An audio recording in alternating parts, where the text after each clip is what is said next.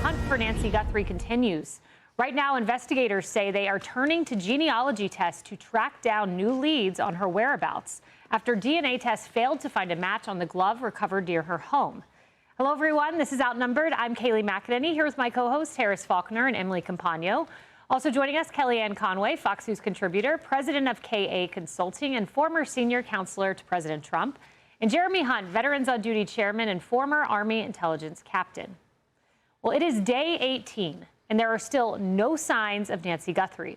The local sheriff now shedding light on what he believes are the circumstances of her disappearance.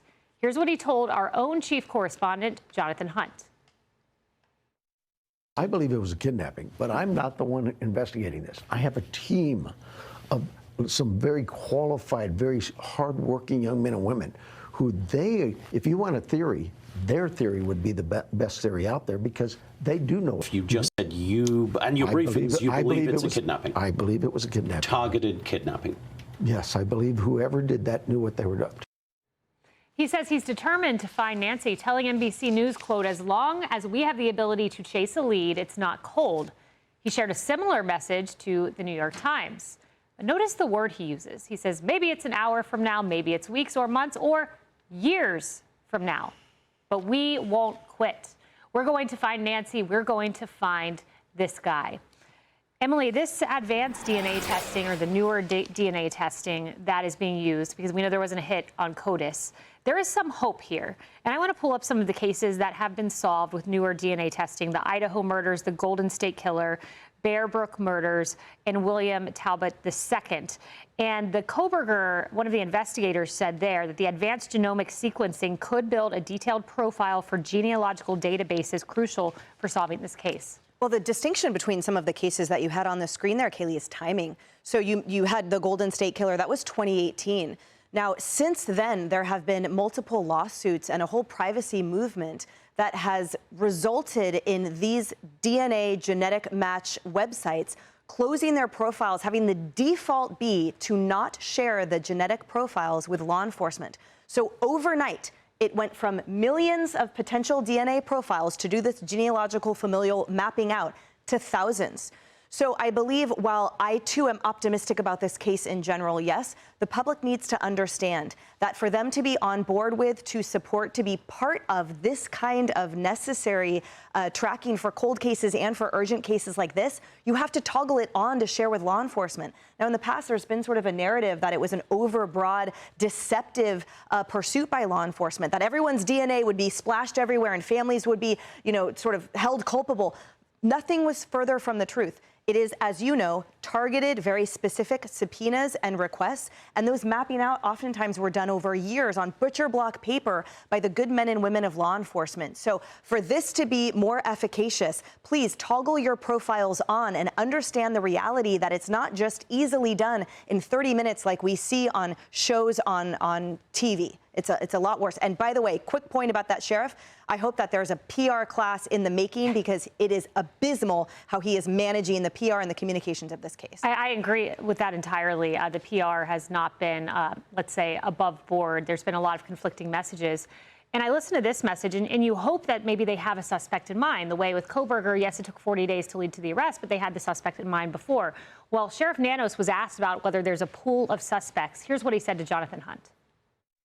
We haven't narrowed it down to anything other than we have certain pieces of evidence that we're looking at to try to find this individual, whether it be DNA, whether it be that ring camera video, whether it be evidence at a Walmart that might lead us to somebody. I mean, Harris, it makes me think there's not even a pool of suspects here. Well, look, I do find this interesting. After all that they've done, and I thought about the Privacy Act that Emily was just talking about, those laws especially, they now are going back to Google, the owner of Nest, and they're going to try to see what else they can glean. Jonathan Hunt was reporting that in the Faulkner Focus last hour. And, my whole question is, do they have more that they think they can get to, and Google just cannot share it? Like, where are we in that process? That's not going to make or break the case, but it will answer those people who are worried about the fact that this is looking like maybe we got to wait for a while. When he says the word years, Yeah, I can kind of see why you might want to give this guy some communications gifts. But look, he was transparent about it. So I guess we're grateful for that part. I do want to know what else they think they can get from that doorbell, because the doorbell cam is gone. So what was left behind more than what we already have, and that's been such a pinnacle. It's so important in this case. That's been really critical. So if they have more, let's see it. So maybe the communications was imprecise, or maybe there is a pool of suspects, because there is this interview that took place with a co-owner of a gun shop about the sheriff and the law enforcement that approached him. Listen to what the co-owner of this gun shop said. He started asking me questions about if anybody had, well, he actually had given me a list, a paper list of people that had pictures and names on it. And he wanted to know if I could help him pull up in my system if any of these people have purchased a gun in the last year. I felt bad for the family, and honestly, anything that could help them find the person, I was willing to help. So I said that I'd be willing to help. So Jonathan, if there are pictures and names, then there are people that are in mind. Yeah, I guess so. I mean, as more information comes out, I think we'll see more kind of what's going on. Right now, it's just little smoke and mirrors for the American people. I do worry about, the amount of eyeballs that are on this case. I mean, millions of people are watching this. Even in my own life, and I'm texting friends, like, have you heard this? And, it has totally gripped our country in a way. And I worry about what is the message that's going to be at the end of this. And my hope is that the message to elderly and vulnerable people that, look, if something happens to you, we will go to the ends of the earth to get you back home. We are going to make sure, we will stop at nothing to make sure you are okay. And I also hope that the message to the perpetrators, and any monstrous people out there, evil, depraved people out there, the message to them is, look, you will not get away with this. If you even think about harming vulnerable people in our country, elderly people in our country, we will go to the ends of the earth to bring you to justice. That's the message that I hope is at the conclusion of this. And right now, all we can do is pray for the best. Absolutely. Kellyanne, and NBC News was reporting that the sheriff said that he had seen a surveillance photo that he believes might have captured the jewelry that the individual had, maybe a ring on the hand. And it made me think, are there additional surveillance photos, or did I miss something because it was hard to see with a glove?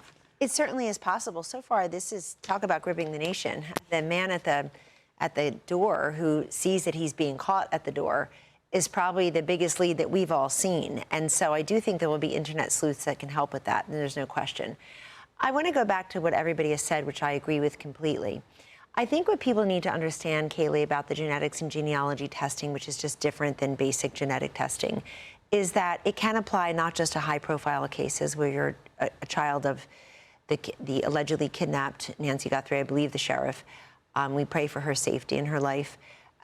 It's not just when your daughter is known or a celebrity high profile. This can help many different cases, and it actually reduces the chance of mistaken identity, that you have the wrong person, because our genealogy and our genetic makeup are so unique to us. So it actually does something that the criminal field couldn't do years ago. The other thing just to say here is that I know it sounds so simple, and we're all guilty of this, but in addition to making sure elders know that they're cared for, there are so many basic things we can do without violating each other's privacy that does give us that extra level of comfort. I don't love cameras being everywhere, but in this case, it probably will help us crack the code. One last thing on the sheriff. I wish he hadn't said, Kaylee, that I don't have a pool of suspects. I always give the benefit of the doubt to people who are handling sensitive information, that they do know things that we cannot, and they should know things that they should not disclose. We worked in the White House together.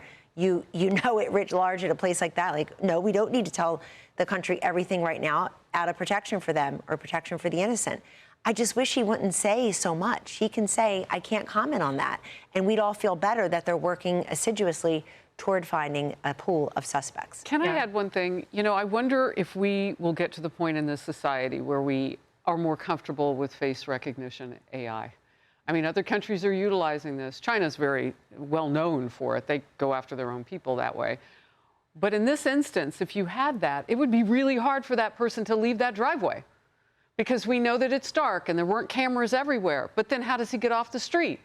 Like, and it sees so much. And I'm not advocating for a lack of privacy, But we're already putting so much out there every time we shop online. I'm just wondering, do we get to that point? It's just a question. It's an interesting conversation because I was covering yesterday, Iran uses that facial recognition to literally go after protesters. The protesters, But you're exactly right. Every time you look at your iPhone, your facial profile is there if you use That's it to how the open your phone opens. I used it at the airport this morning, and obviously You use the doorman uses touchless? it. Yep. Yeah, it's an interesting conversation. Hey everyone, I'm Emily Campagno. Catch me and my co-hosts Harris Faulkner and Kaylee McEnany on Outnumbered every weekday at 12 p.m. Eastern, or set your DVR. Also, don't forget to subscribe to the Fox News YouTube page for daily highlights.